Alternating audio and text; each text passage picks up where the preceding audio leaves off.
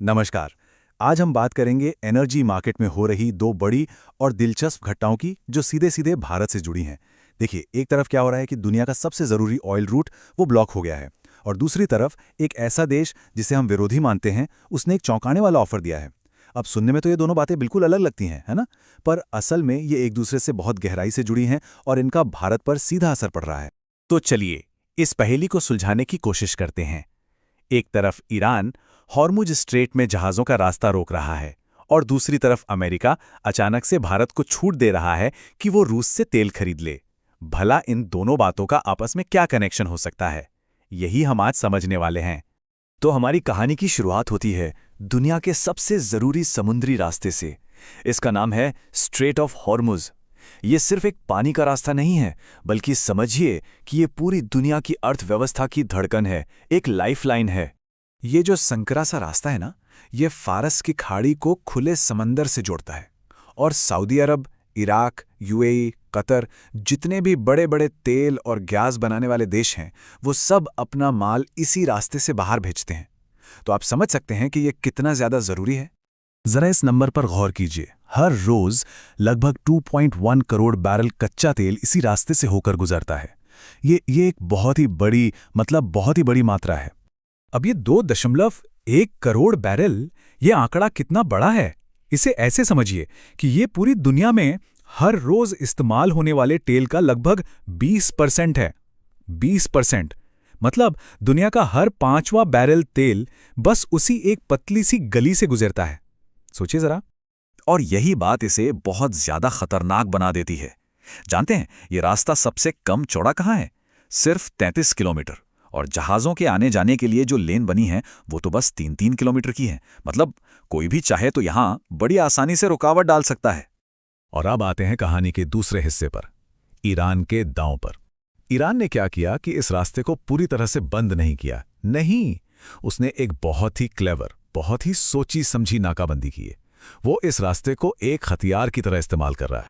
यहाँ ईरान की पूरी स्ट्रैटेजी साफ हो जाती है। रास्ता खुला है भारत के लिए, चीन के लिए और दूसरे नॉन वेस्टर्न देशों के लिए, लेकिन बंद है अमेरिका, इजराइल और उसके यूरोपीय दोस्तों के लिए। ईरान ने साफ साफ धमकी दी है कि अगर इन देशों का कोई भी जहाज यहाँ से गुजरा तो उस पर हमला होगा। तो सवाल उठता है कि भाई, जब नाकाबंदी करनी ही थी तो फिर सबके लिए क्यों नहीं कर दी? अगर ईरान को दबाव ही बनाना था तो पूरा रास्ता बंद कर देना चाहिए था। जवाब है एसिमेट्रिक वॉरफेयर, यानी असममित युद्ध। देखिए, ईरान ये बात अच्छी तरह जानता है कि वो अमेरिकी नेवी से आमने सामने की लड़ाई में नहीं जीत सकता। अमेरिकी नेवी कहीं ज्यादा ताकतवर है, इसलिए ईरान सीधी लड़ाई से बच रहा है और दूसरे तरीकों से प्रेशर बना रहा है। और इस स्ट्रैटेजी के कई मकसद हैं। एक तो पश्चिमी देशों पर आर्थिक दबाव बनाना, दूसरा तेल की कीमतें आसमान पर पहुंचाना, तीसरा शिपिंग मार्केट में एक डर और अनिश्चितता का माहौल बनाना, और सबसे बड़ा मकसद अमेरिका और उसके एशियाई और यूरोपीय साथियों के बीच फूट डालना।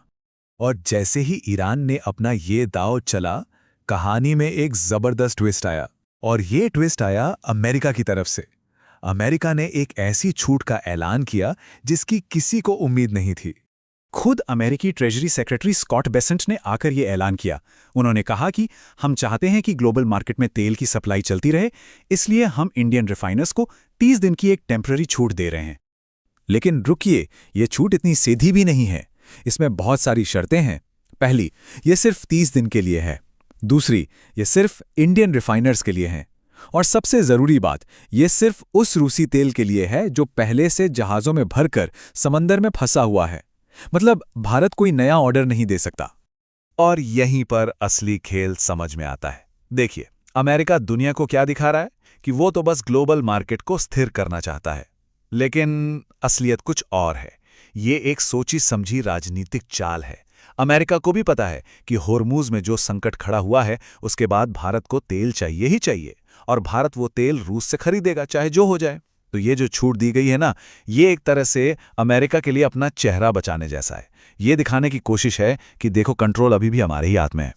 तो चलिए अब इन दोनों कहानियों को जोड़कर देखते हैं कि इस मुश्किल सिचुएशन में भारत क्या कर रहा है। ये एक बहुत ही नाजुक बैलेंसिंग एक्ट है, जैसे किसी रस्सी पर चलना।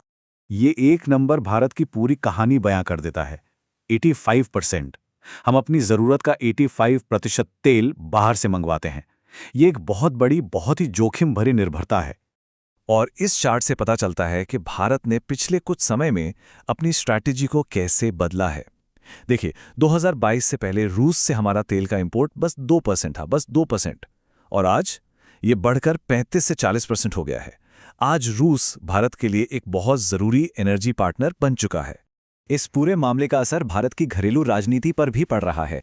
भारत में जो विपक्षी पार्टियां हैं वो सरकार से सवाल कर रही हैं। वो पूछ रही हैं कि ये ब्लैकमेल कब तक चलेगा। अमेरिका ये कैसे तय कर सकता है कि भारत कब, किससे और कितना तेल खरीदेगा। तो ये मुद्दा भारत के अंदर भी एक बड़ा राजनीतिक सवाल बन गया है। तो इस पूरी उलझी हुई जियोपॉलिटिकल सिचुएशन से हम क्या सीख सकते हैं? कुछ बातें हैं जो बिल्कुल साफ होकर सामने आती हैं। तो निचोड़ ये है कि ये जो दो संकट हमें दिख रहे हैं, हॉर्मूज और रूस वाले, ये आपस में जुड़े हुए हैं। अमेरिका की तरफ से जो छूट मिली है वो कोई मेहरबानी नहीं, बल्कि एक स्ट्रेटेजिक मूव है, एक सोची समझी चाल। और इन सब के बीच भारत अपने नेशनल इंटरेस्ट को, अपने राष्ट्रीय हितों को सबसे ऊपर रखकर चल रहा है और दुनिया की बड़ी ताकतों के बीच एक मुश्किल संतुलन साध रहा है। ये कहानी बताती है कि आज के दौर में पुरानी दोस्ती से ज्यादा देश की जरूरतें मायने रखती हैं।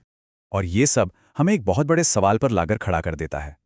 इस बदलती हुई दुनिया में जहां दोस्त और दुश्मन की परिभाषाएं रोज बदल रही हैं, वहां भारत जैसी एक उभरती हुई शक्ति अपने भविष्य को और अपनी एनर्जी सिक्योरिटी को कैसे बचाएगी, कैसे सुरक्षित करेगी, ये आने वाले वक्त की सबसे बड़ी चुनौती होने वाली है।